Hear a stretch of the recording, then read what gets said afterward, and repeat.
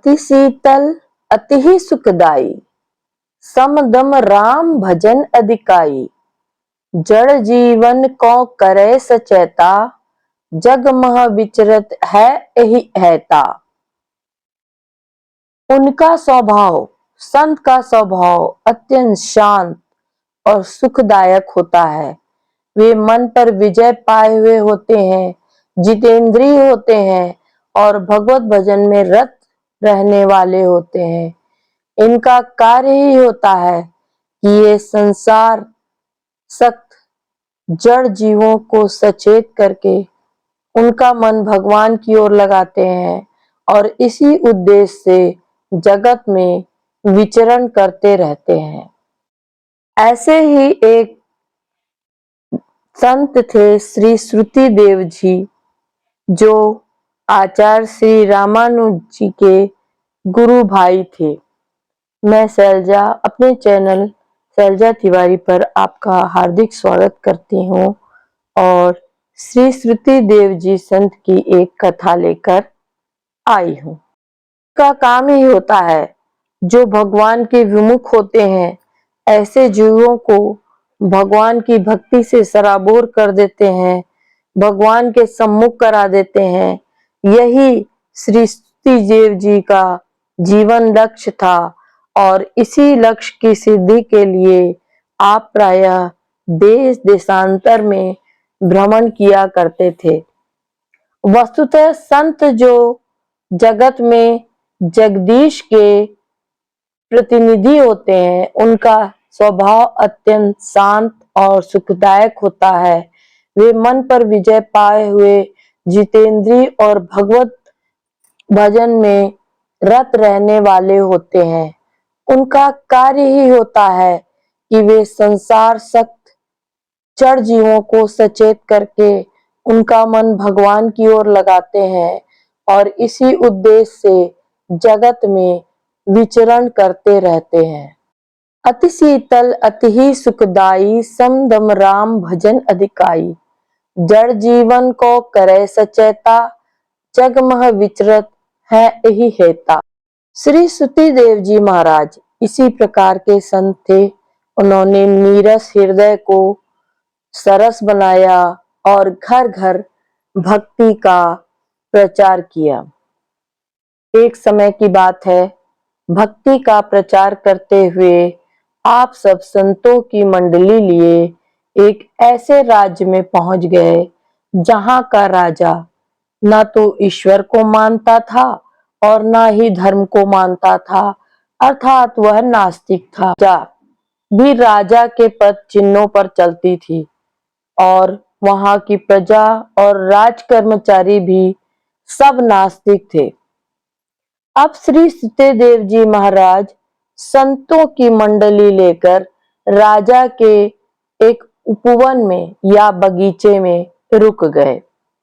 वहां के आसपास स्नान करने के लिए ना तो कोई जल स्रोत था, न नदी थी, न सरोवर था, जिसके कारण संत मंडली उस बगीचे के या उपवन के कुओं से ही जल भरकर लेने लगी।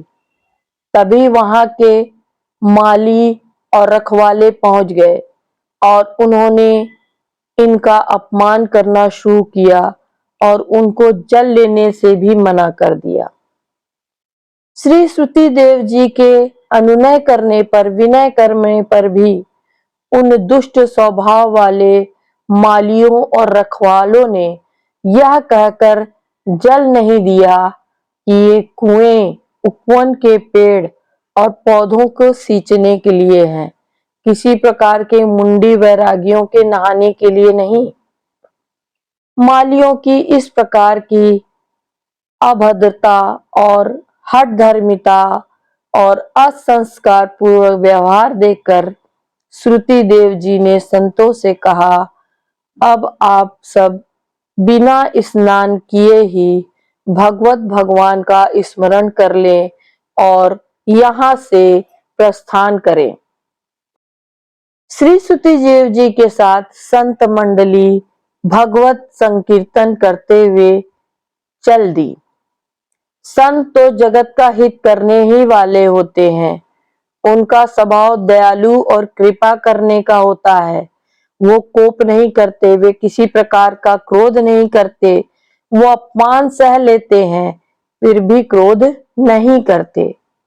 परंतु भगवान अपने भक्तों का अपमान कभी सहन नहीं करते।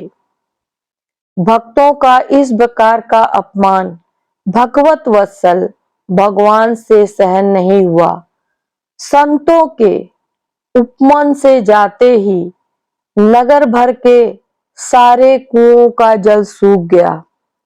प्रजा त्राही त्राही करने लगी, पानी के लिए तड़पने लगी, जल के लिए तड़पने लगी। राज की उपमन के कुएं भी सूख गए।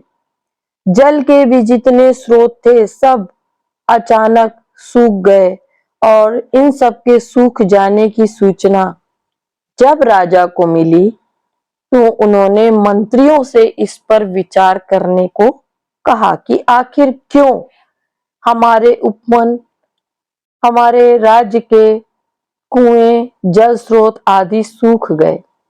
तभी वहां के मालियों ने आकर राजा से संत मंडली के आगमन और उनके साथ किए गए दुर्व्यवहार पुण्य का क्षमा प्रार्थना सहित वर्णन किया। ये सुनकर राजा की आंखें खुल गई। उन्हें अपने भूल का ज्ञान हुआ। वे त्राही त्राही करते प्रजाजनों और मंत्रियों के सहित संतों के चरणों में जा पड़े। श्री सुती देव जी महाराज ने उन्हें धीरज बंधाया और पुनः नगर में वापस आए। उनके नगर में आते ही जितने भी जल स्रोत थे वे फिर से निर्मल जल से परिपूर्ण हो गए, भर गए। वहां के राजा और प्रजा के हृदय भी भगवान के भक्ति भाव से परिपूर्ण हो गए। राजा प्रजा सभी ने श्री श्रुति देव जी की शिष्यता ग्रहण कर ली और इस प्रकार से अनेक लोग जो भगवत विमुख थे या भगवान से विमुख थे उनको श्री संत श्रुति देव जी ने भगवत पथ का पथिक बनाया, उनको भगवान की भक्ति से अवगत कराया और इस प्रकार से वह राज्य फिर से फलने फूलने लग गया।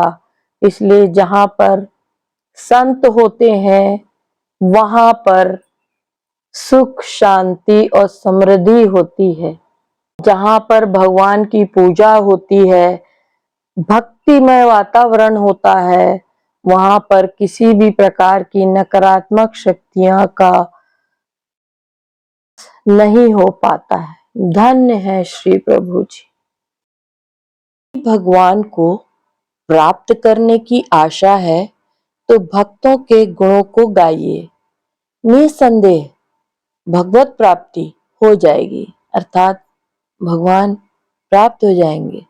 नहीं तो जन्म जन्मांतरों में किए गए अनेक पुण्य भुने हुए बीज की तरह बेकार हो जाएंगे। जैसे कि भुने हुए बीज फिर से अंकुरित नहीं होते और उनसे न कल्याण होगा और फिर जन्म जन्म पछताना पड़ेगा। हरि प्राप्ति की आस है जो हरिजन गुण गाओ, नतरु सुकृत बुझे बीज जो जन्म जन्म पछताए। जय श्री राम। नमस्ते।